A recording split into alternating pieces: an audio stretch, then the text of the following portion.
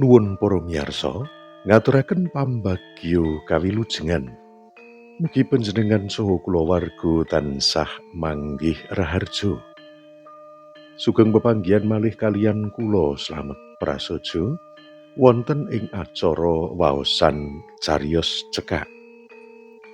Wekdal menika sampun sumadyo ngaturaken waosan cariyos kanthi irah-irahan lakon pungkasan seratanipun Endah S. Widya ingkang kapacak wonten ing Crita Cekak kalawarti Jaka Ludang nomer 3 tanggal 21 Juni 2019. Mugi atur waosan cariyos menika katampi kanthi renaning penggalih. Sugeng midhangetaken.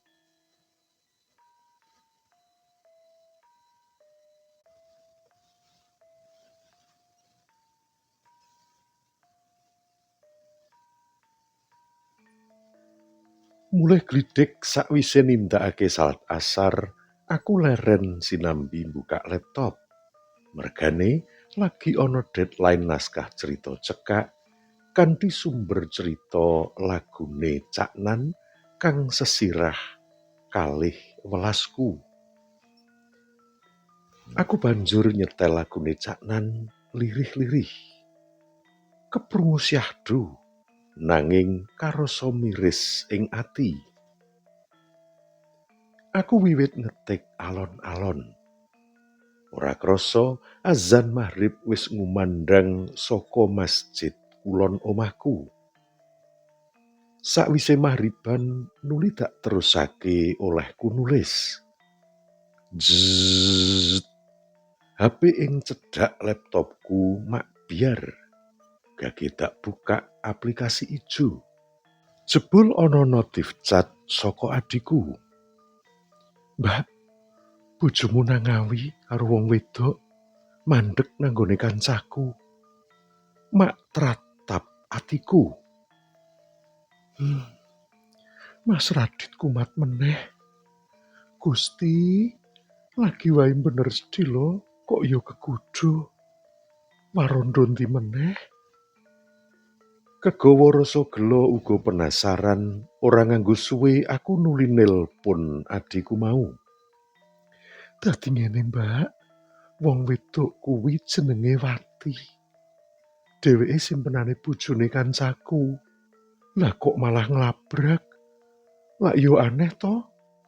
Terus hubungane karo bojomu kuwi yo ngopo yo, Mbak? Mosok kancaku weruh bar ngunek-unekake kancaku, dheweke mlebu mobile terus joke dijeblake memburi. Padahal bojomu nyopir. Kudune yen wong wedok baik-baik kan pekewuh to, Mbak. Lah kuwi kaya wis akrab. Selak ora sronto tilpun tak pateni. Banjur tak coba nelpon sisianku. Nanging bola-bali ora diangkat. Aku sangsaya kemropok. Nuli tak kirimi pesan. Suwe tak enteni ora ana balesan. Atiku sangsaya ora kepenak. Tak coba meneh kirim pesan. Wusanane, isih rapat sayang. Balesane bojoku kanthi ditambahi foto wong lanang katon lagi ngobrol ing ngarepe sing njupuk gambar mau. Pikirku wong kang tak tresnani wis ora jujur meneh. Aku nuli vikol, nanging ora diangkat. Jane akhir-akhir iki aku pancen wis duwe firasat yen Mas Radit sisianku nyimpen Wati. Tanpa mikir dawa, aku nyaut kontak kendaraan, gage melayu metu. Langit mendung ndadekake rasaku tambah semruweng. Gas tak penyak alon-alon. Sak dalan-dalan aku wiwit kelingan yen kancaku nate cerita menawa Mas Radit kerep parkir kendaraan ana ing resto duweke wong wadon kang digawa sisianku mau. Kandhane kancaku mau banjur dak gathuk-gathukake. Kok iya cocok? Udakara 15 menitan aku wis tekan ngarep resto. Tanpa mlebu platarane, aku takon marang tukang parkire babagan Wati kang jarine owner resto stik iku. Sakwuse entuk andharan saka tukang parkire, aku mandheg sedhela sak perlu chatting. Takon marang adiku meneh. Siti adiku mau banjur menehi alamat wong tuane Wati uga nomer kontake Wati. Cekaking carita, aku kasil nemokake omahe wong tuane Wati. Rencanaku arep sowan lan matur bab anake sing lunga karo sisianku. Nanging dak wurungake mergane aku kepengin nyelidiki luwih jero jan-jane tenanan ana hubungan apa ora. Wusanane aku banjur puter walik mulih. Rasa penasaranku ora bisa dak bendung. Wati dak telpon nanging ora diangkat. Dak chat ora diwaca. Sadalan-dalan aku mikir, wong wadon kaya apa to ya?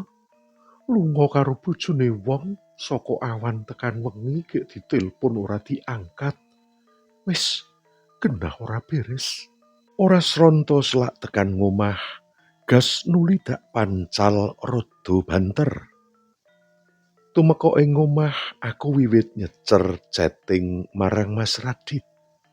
Gandeng ora dibales, aku uga chat marang Wati tanpa diwales. Chat-chatku dak gawe pedes ngobongake sirah. Kemropok, panas, lara ati dadi siji. Lagi wae arep ndudul nomere Mas Radit. Dumadakan mak petunduk sisianku buka lawang banjur kondo. Rene osik, aku arep ngomong. Kae ana Buwati. Ben klarifikasi kedadian sak benere. Aku wis ayem bojoku mulih. Nanging atiku kemritik mergane si Wati uga digawa. Gandeng wis ngomong arep klarifikasi, emosiku dak pekak. Si Wati wiwit ngomong kang intine ora trima yen dak unekake wong wadon ora bener. Dheweke uga ngomong yen ora ana hubungan apa-apa karo Mas Radit. Kabeh mau mung hubungan bisnis.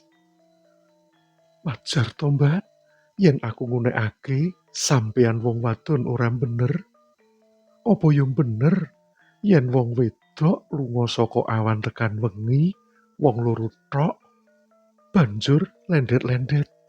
Istri mana yang tidak sakit hati? Wangsulanku tanpa bisa diselani. Wis, kabeh iki aku sing salah. Jenengan ora perlu ngomong akeh-akeh. Aku ngaku salah. Aku wis kadung wirang. Aku dak lunga. Wis, apa sing dadi penjalukmu dak turuti. Yen arep gugat to. Mas Radit nimpali. Oh, jenengan isih duwe wirang to.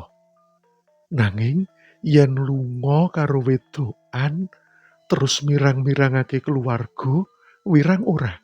Wangsulanku sinis. Wis, saiki rasah kakean omong. Wis tak putusake, aku wis ora cocok karo jenengan. Aku tak lunga. Ora biasane Mas Radit nyebut jenengan karo aku. Kok lagi saiki ngomong ora cocok?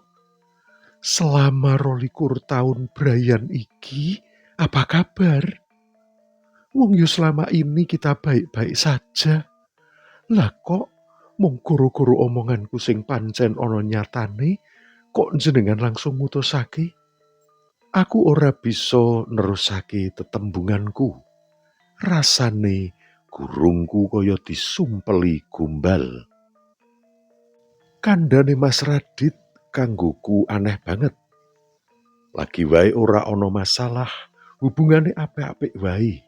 Lah mung mergo wong wedok sing lagi dikenal kok langsung mutusake ninggalake keluarga. Wong lanang apa kuwi? Wis ora usah kakean tembung. Awake dhewe cukup tekan semene. Ujare Mas Radit. Aku ora ngajab arep pisah, Mas. Yen bisa jenenge rumah tangga ki yo tekan kaken-kaken ninan-ninan. Nanging yen pancen keputusanmu arep pisah karo aku mung mergo perempuan ini, ya monggo. Aku manut. Aku ya wis ora betah kok gawe lara bola-bali. Sing baku, aku ora duwe wektu kanggo nggugat. Aku njaluk tulung urusono ben cepet. Kandhaku kanthi tetek. Senajan atiku lara lan ora trima, nanging aku kudu tetek, kudu bakoh. Wes, puluh-puluh bejaku. Aku kudu nglakoni lelakon kaya mangkene. Wes, yen pancen jodohku tekan semene, ben cukup bisa kanggo cerita lan kaca benggala kanggo anak putu. Brayan kuwi ora kena menangi dhewe. Kudu jujur, kudu ana komunikasi dua arah. Supaya ora ndadekake salah paham.